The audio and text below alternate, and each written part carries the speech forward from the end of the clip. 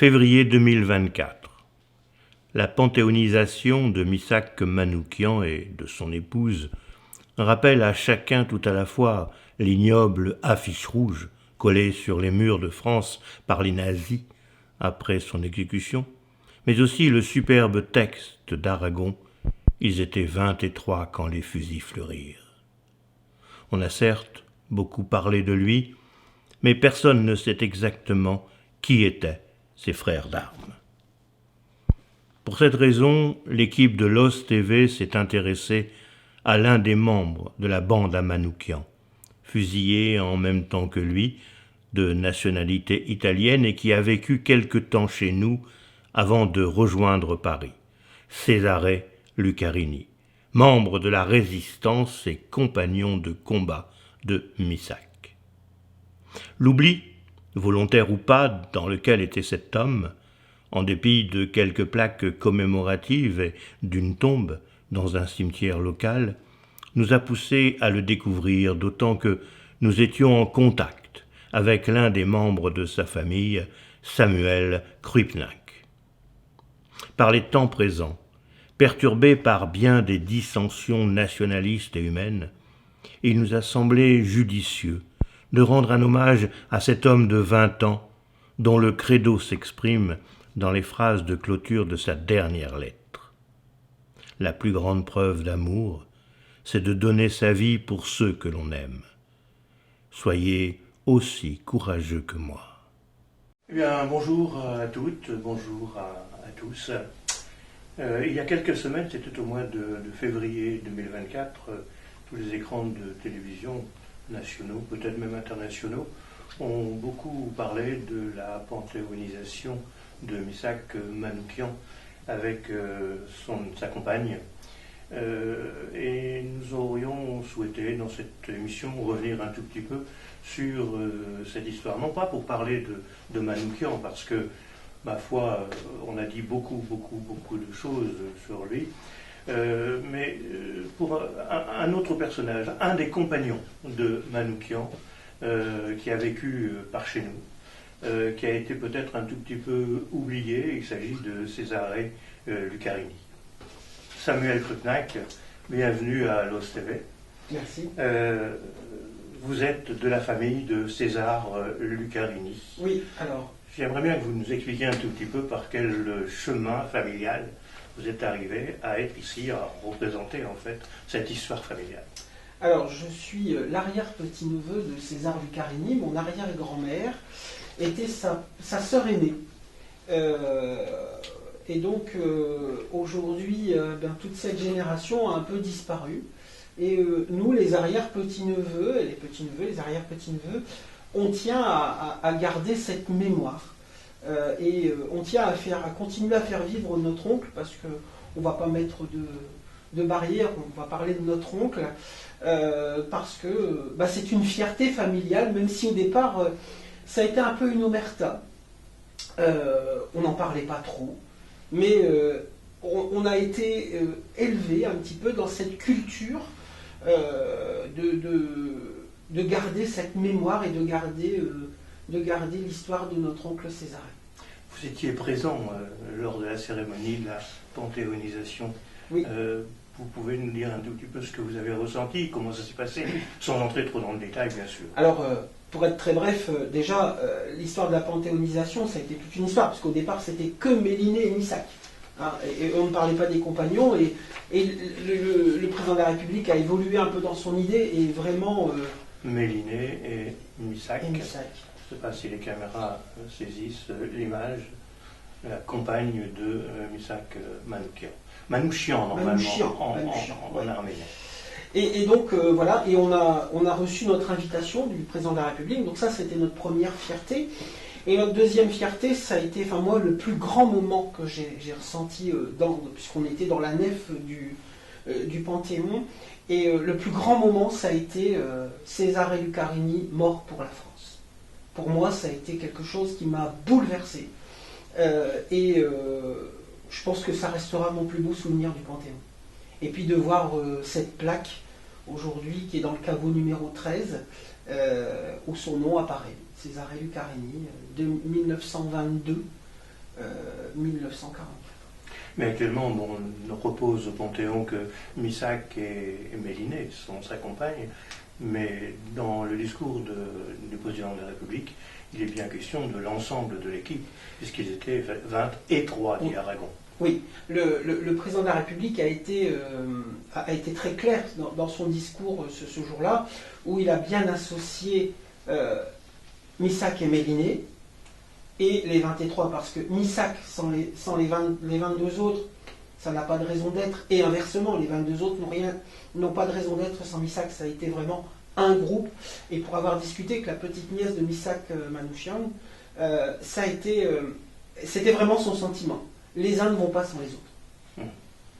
Alors, Cesare Lucarini, il a été fusillé, il avait 22 ans, c'est ça?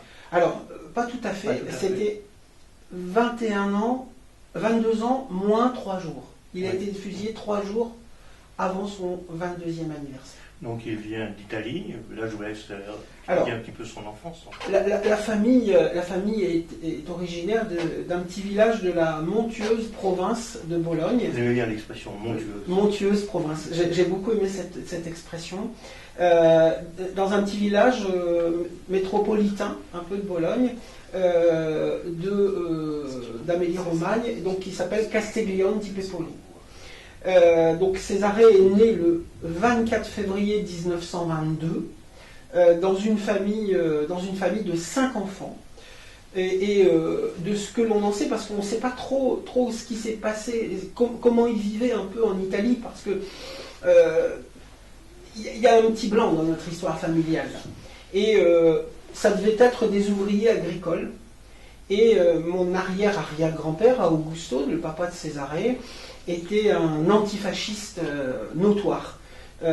Et il a combattu, dès l'arrivée au pouvoir de Benito Mussolini, ils étaient absolument contre. C'était des gens qui étaient empreints d'humanisme et donc contre. Donc Augusto part, lui, un peu forcé d'Italie, laissant sa famille derrière lui quand même.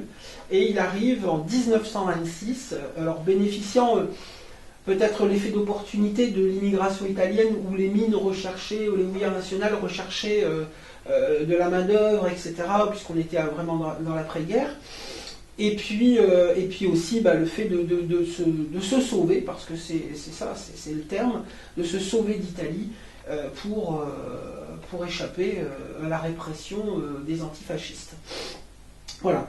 Et il arrive et il est installé à Pont-Aventin, au café chez Fabry, pour ceux qui connaissent. Donc qui existe encore. Qui existe encore, mais qui n'est plus. Alors le bâtiment existe encore, mais qui n'est plus. Mais il a été encore jusqu'à un passé très très récent, où c'était le café Fabry.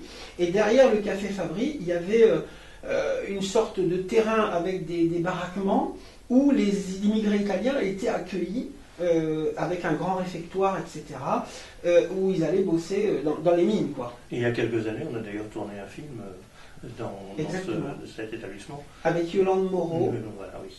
Je me souviens plus du titre. Moi non plus, je me souviens plus, mais ça, effectivement.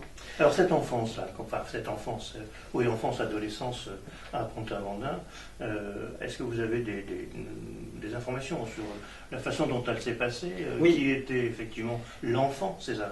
Alors on a découvert une facette il n'y a pas très longtemps, puisqu'on nous a confié, suite à la panthéonisation et suite un peu aux différents hommages qui a eu lieu, on nous a confié une correspondance sur Cesare, et qui nous a fait découvrir une autre facette en fait. Donc, juste pour se remettre un peu dans le contexte, il arrive en France, lui, en 1930, il avait 8 ans. Donc, c'était le dernier, dernier enfant d'une fratrie de 5, comme je vous l'ai dit, avec 4 sœurs devant. Donc, c'était un peu l'enfant chéri, le seul garçon de la fratrie. Donc, vous imaginez, dans la culture italienne, ce qu'est un garçon, c'est un dieu vivant. Et puis c'est un garçon, parce que ma grand-mère, qui était de 1934 et qui était sa propre nièce, l'a connu, et elle disait toujours que c'était quelqu'un d'un calme olympien, qui aimait rire, qui aimait sortir, mais de là à lui prêter l'engagement qui va être le sien ensuite, c'était même pas envisageable, même pas concevable. Et dans la correspondance qu'on nous a confiée il n'y a pas très longtemps, on s'est rendu compte que donc c'était une correspondance qu'il entretenait avec une de ses amies de Année-sous-Lens, Clara Agnani. Et cette correspondance, il a eu pendant qu'il était en prison. Et il nous fait partager, et moi ça m'a fait sourire parce que les préoccupations d'un jeune homme de 18 ans, en fait, avec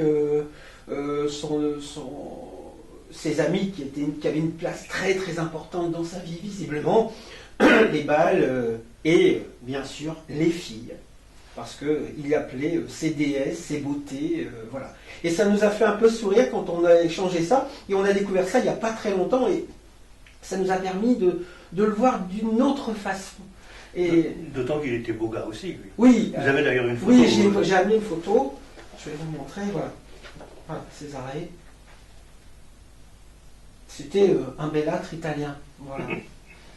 Oui, tout à fait. Et voilà. Et en fait, c'est quelqu'un qui s'est. Il a eu cette facilité d'adaptation. Il passe son certificat d'études. Il va d'abord à l'école avant Nalguier. Parce que tangent entre les territoires de Pont-Aventin et Vendin. Il passe son certificat d'études et il devient ouvrier cimentier au génie civil de Lille. Et sa jeunesse se passe comme ça. Et vous le savez bien, arrivent les événements de 39-40, avec cette drôle de guerre d'abord, et puis la débâcle de 40.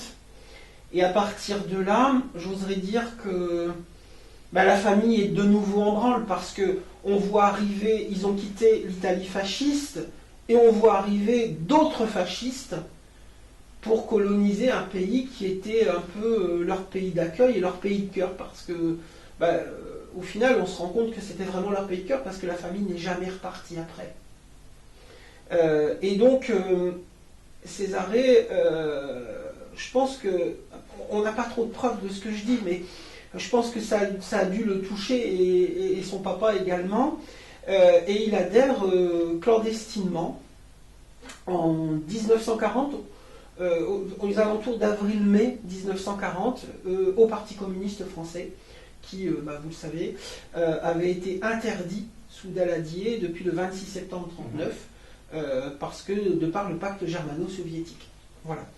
Mais lui, il adhère clandestinement. Et à partir de là, il rejoint un réseau, un premier réseau de résistance, dans l'anonymat le plus complet, puisque même sa famille ne savait pas. C'est le réseau d'Omer Penquin qui a fait quelques actions dans la région lensoise, on va dire, et plus particulièrement avec quelques actions ciblées, notamment à Pont-Aventin. Il participe à la distribution de tracts, il participe à la distribution de journaux, et le sabotage des fils électriques, ça c'est l'une des choses plus spectaculaires, des voies navigables de Pont-Aventin en juin 41. Voilà, un peu comment il est arrivé là, et l'histoire, au final, c'est l'histoire d'un jeune plein d'humanisme, plein d'espoir, et qui défend un pays qui n'est pas le sien. Oui, ça c'est important. Ça c'est important. C'est un pays qui n'est pas le sien.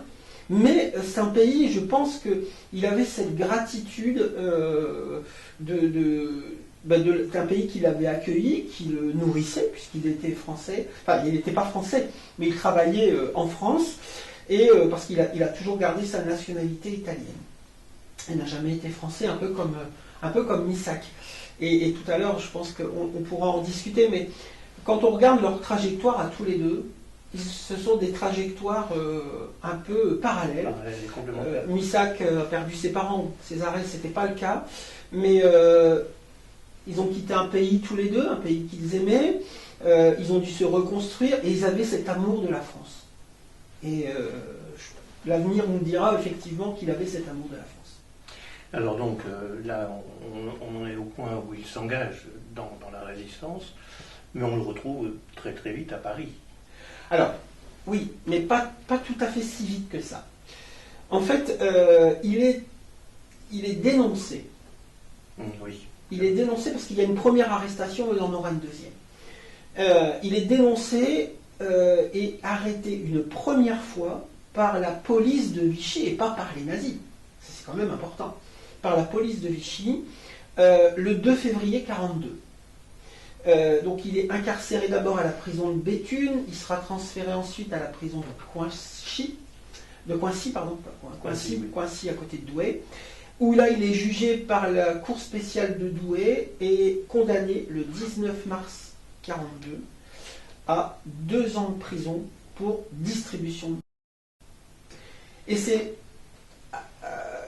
à cette époque-là que la correspondance qu'on nous a confiée il n'y a pas longtemps apparaît, et il nous raconte un peu sa vie en prison. Alors, un peu, moi ça m'a fait sourire parce que, un peu de manière humoristique, il parle de la vie de château, le dimanche on fait bal, et le lundi on se repose, voilà. Et il nous raconte un peu sa vie avec ses camarades de cellule, d'une manière très ironique. Mais moi j'ai souligné 2-3 choses quand même pendant cette période-là. Il parlait, à plusieurs reprises, il parle de temps perdu. On rattrapera le temps perdu. Quand je vais sortir bientôt. Et en fait, je pense qu'à ce moment-là de son incarcération, on ne peut pas dire qu'il avait envie d'aller plus loin. Non, je ne pense pas, en tout cas à la lecture de ses lettres. Et puis il est transféré en juin 1943 au camp de travail de Watt-Eperlek. Et c'est lors d'un bombardement par la Royal Air Force de ce camp de travail de Watt-Eperlek qu'il va s'évader. Et c'est là où toute l'histoire va commencer à prendre une vitesse folle et l'engagement va s'accentuer. En fait, il est caché par les familles communistes de l'Odomarois. Et là, il rencontre un franc-tireur et partisan qui s'appelle Eugenio Martinelli. Et qu'il persuade de rentrer chez les francs-tireurs et partisans, mais puisqu'évadé, il était quand même recherché par l'autorité allemande. Et donc, la solution, c'était de l'exfiltrer. Il a été exfiltré donc à Paris, en région parisienne, plutôt d'abord dans la région d'Ivry, avec une fausse identité, et César Lucarini disparaît.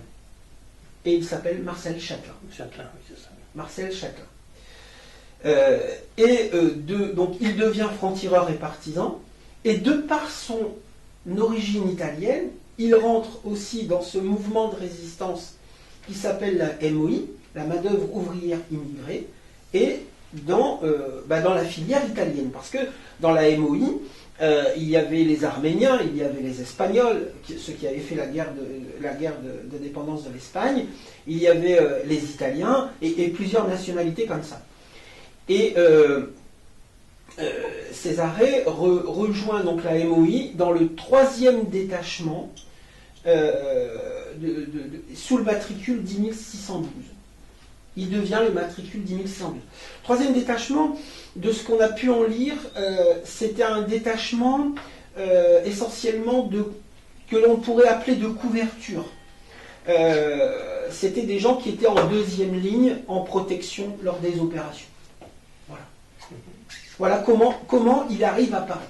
Et son arrivée à Paris, eh bien, de cet engagement dans la MOI, eh bien, il va rencontrer Missac et tout le réseau, donc tout le groupe Manouchian.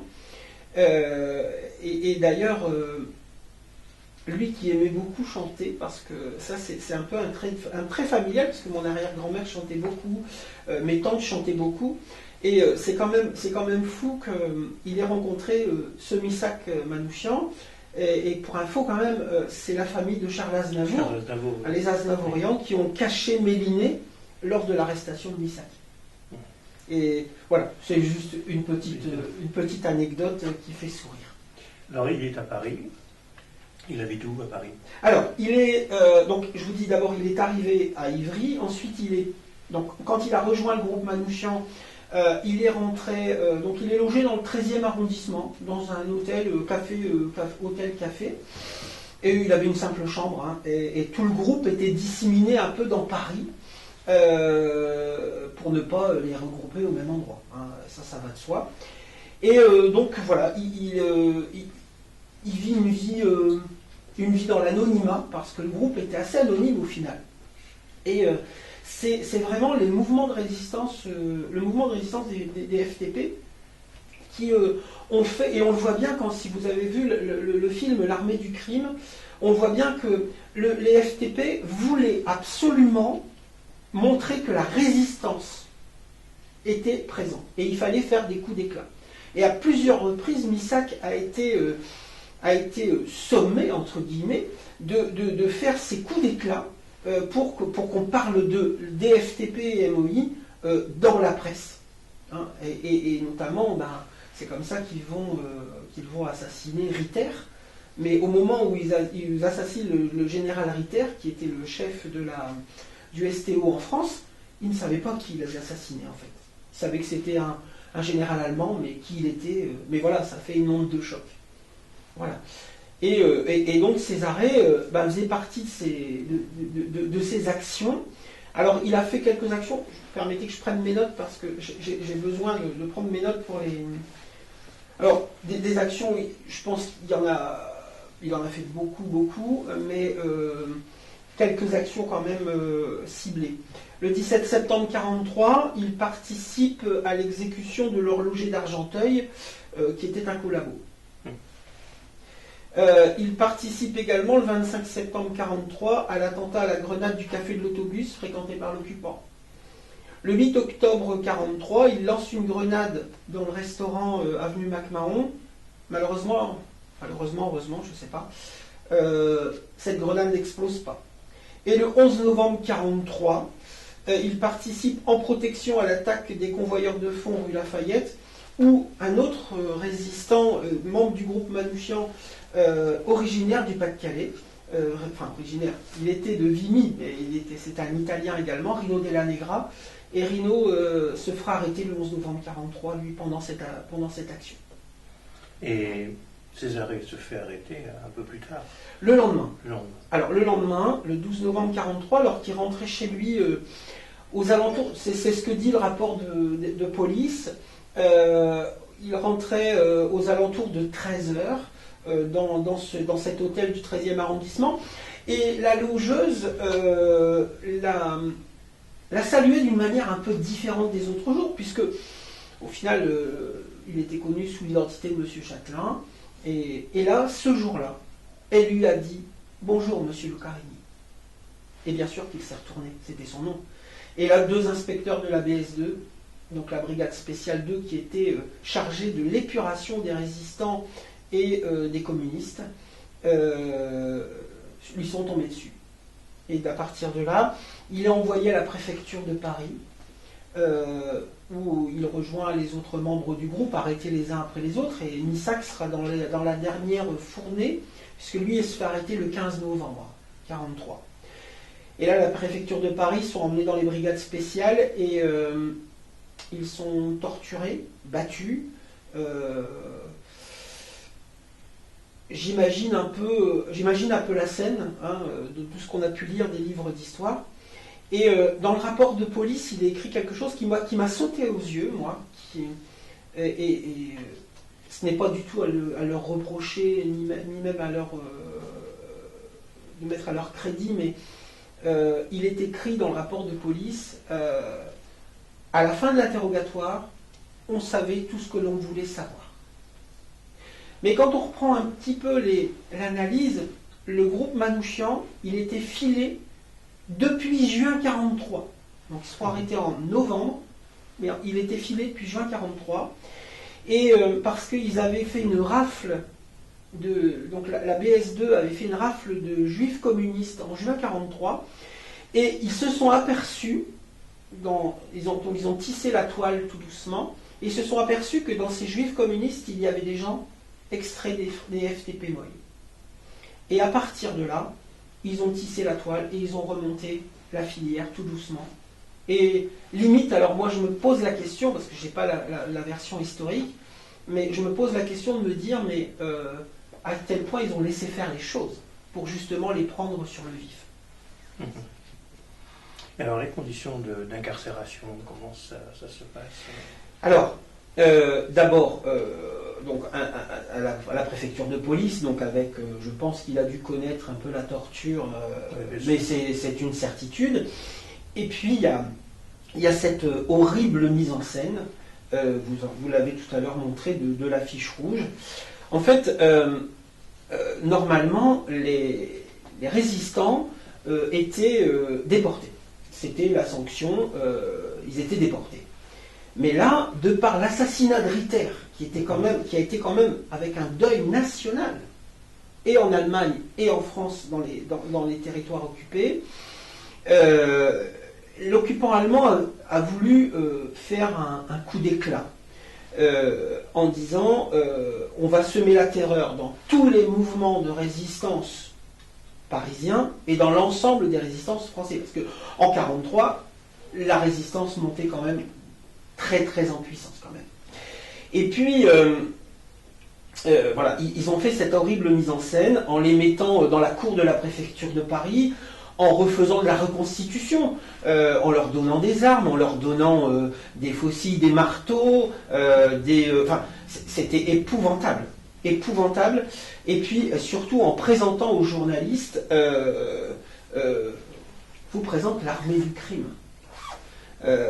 Voilà. Et cette horrible affiche rouge, j'en frémis encore de la voir. Moi qui n'ai pas connu ça, puisque. Oui, mais c'est purement simplement abominable. C'est abominable de mettre à la vindicte populaire des gens qui s'étaient battus pour la liberté des uns et des autres. Alors après, vous comprenez bien que je ne suis pas objectif lorsque je dis ça. Et on ne voit pas, évidemment, tous les intervenants de la bande, enfin de l'équipe de Manouchian. Mais on voit ceux qui sont les plus typés. Exactement. Donc ceux qui peuvent être le plus facilement accusés de terrorisme, en fait. Exactement. Et ce qui est horrible aussi, c'est effectivement les images du bas. On voit d'ailleurs ici un corps qui est criblé de balles. Il s'agit d'un extrait tout simplement du superbe texte de Louis Aragon à propos de l'affiche rouge.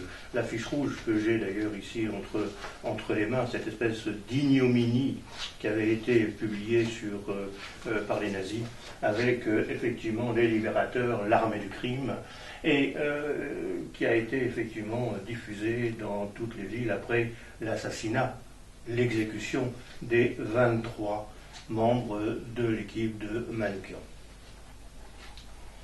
Vous n'avez réclamé ni gloire, ni les larmes, ni l'orgue, ni la prière aux agonisants. 11 ans déjà que cela passe vite. 11 ans. Vous étiez servi simplement de vos armes. La mort n'éblouit pas les yeux des partisans. Nul ne semblait vous voir français de préférence.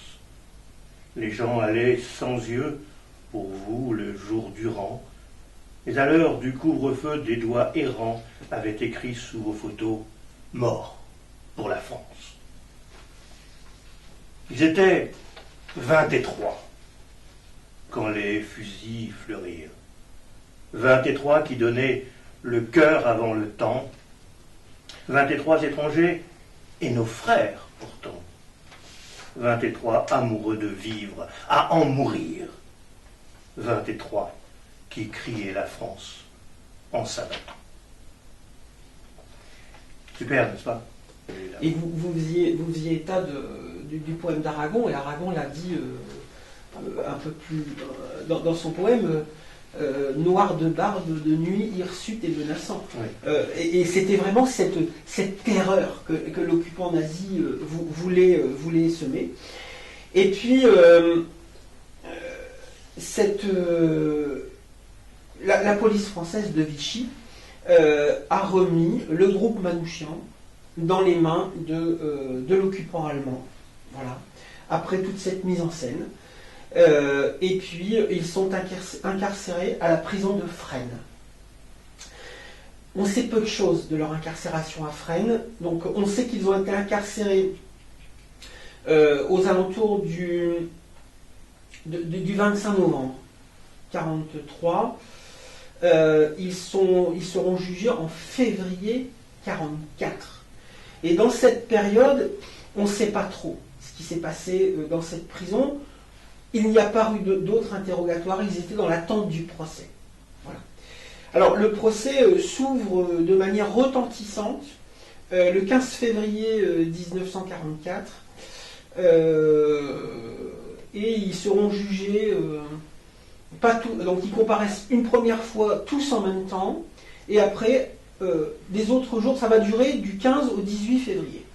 Et le verdict est tombé le 18 et ils vont comparaître jour après jour les uns après les autres en fonction de leurs actions, on va dire. Mais pour moi, ça a toujours, il n'y a aucun doute que ce fut un simulacre de procès et donc le châtiment était certain. Et Césarée lui compare le dernier jour, le 18 février 1944. Et ils sont donc condamnés à mort.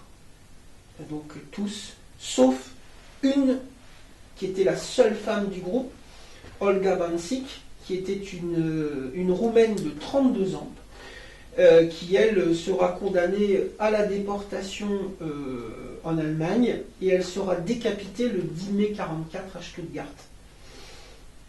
Un traitement de faveur. Je ne sais pas s'il faut ironiser là-dessus. En tout cas. Ils ont été exécutés 4 par 4. Alors, donc ils sont exécutés le 21 février 1944. De la prison de Fresnes, ils sont emmenés au fort du Mont-Valérien. Et dans ce fort du Mont-Valérien, d'abord ils sont emmenés dans la chapelle. Dans la chapelle où, alors ironie du sort, mais je pense que les origines italiennes étaient quand même là. On lit dans les mémoires de cette exécution qu'il y avait un aumônier militaire, l'abbé Scholz, et qui dit dans ses mémoires Lucarini confessé communié. Voilà, il a eu le secours de la religion avant de mourir. Et en fait, ils sont descendus 4 par 4, effectivement, dans cette clairière du Mont-Valérien. Cette clairière qui existe toujours, hein, le Mont-Valérien, c'est quelque chose qu'on peut visiter. Effectivement, la chapelle est un peu en hauteur et on peut descendre.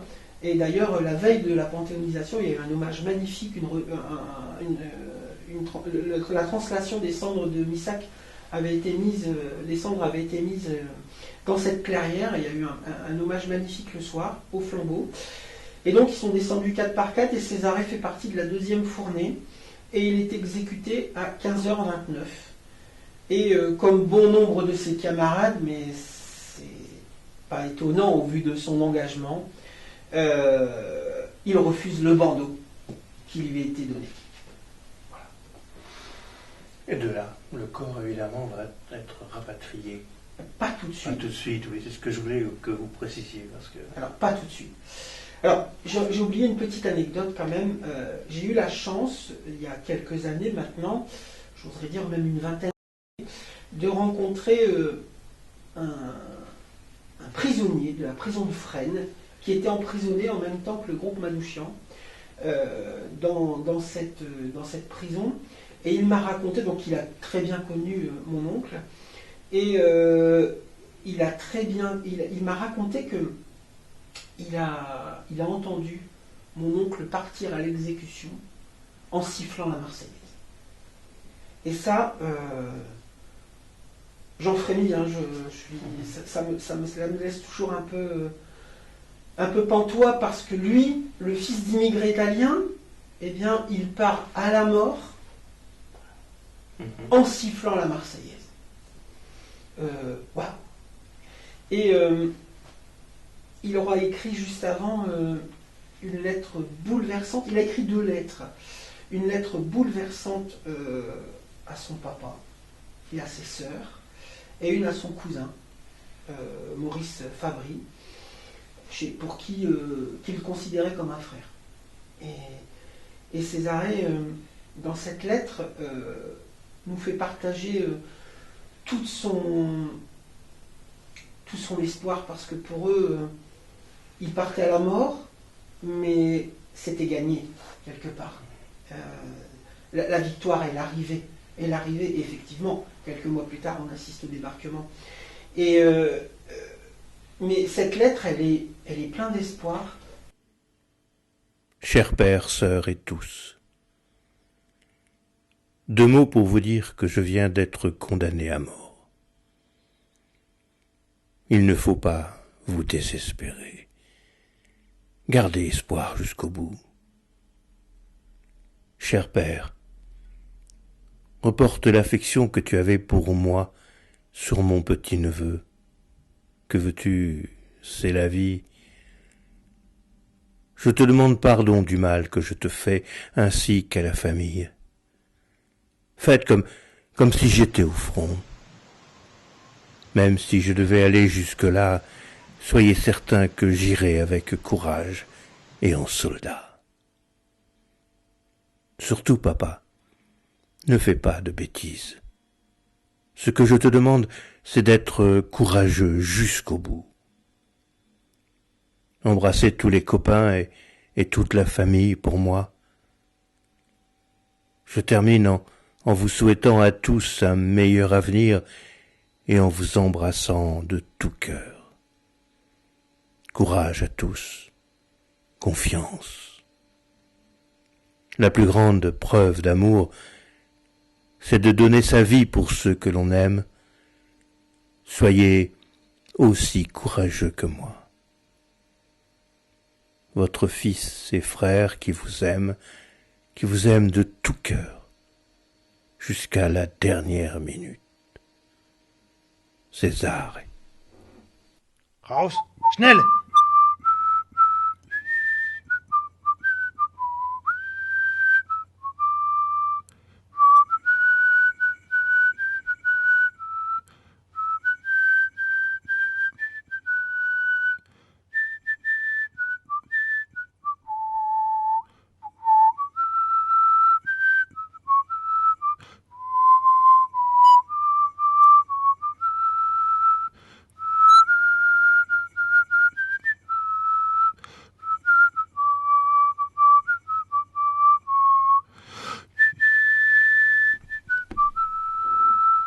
Raus, schnell!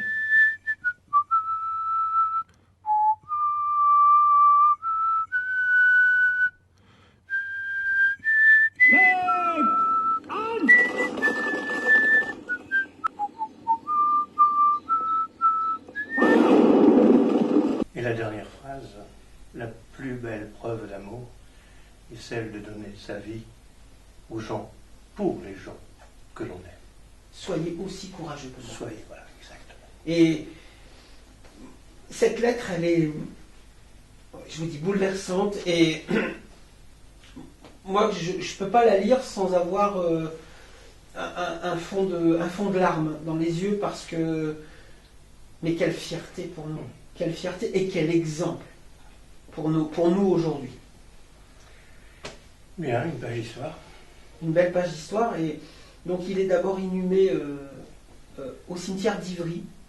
Et puis la famille s'est battue, parce que c'était important à ce qu'il revienne auprès de sa maman, qui était déjà partie en 1939, en septembre 1939, et qu'il revienne dans le caveau familial, auprès de la famille, auprès de nous. Auprès du caveau familial. Au cimetière de Pont-à-Mousson.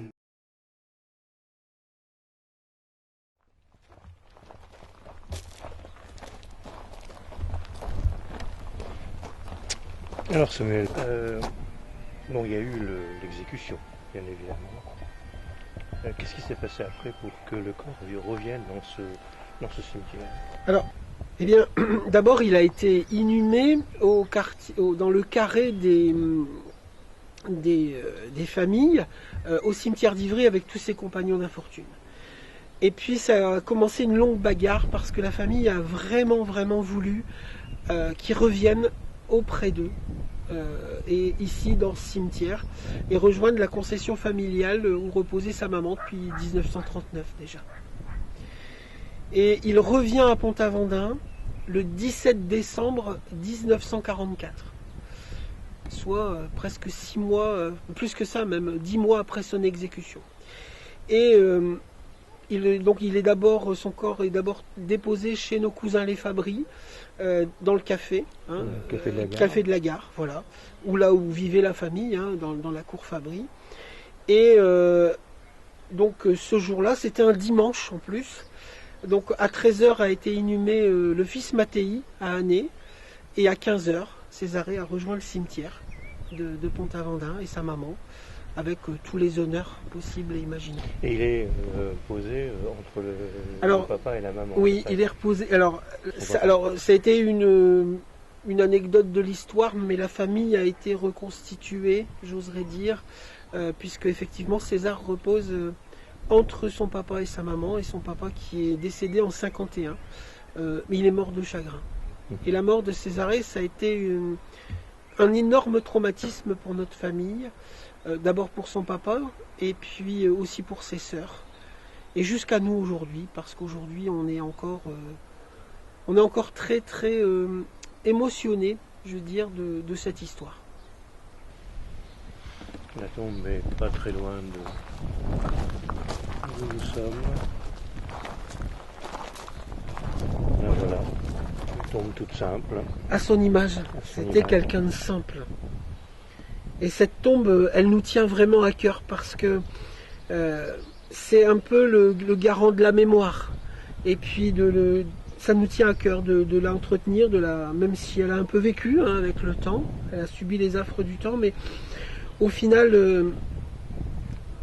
se souvenir aujourd'hui qu'il est mort pour notre liberté. Oui, c'est important ça. Et c'est ce à quoi on peut faire allusion quand on lit et quand on découvre la dernière phrase de la dernière lettre de Césarée juste avant d'être fusillé. Il n'y a pas de meilleure preuve d'amour que de donner sa vie à ceux que l'on aime. Avec ce rajout.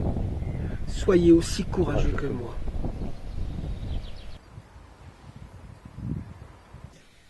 Merci Monsieur Samuel Frutnac pour cette page d'histoire très sensible et qui donne des frissons effectivement.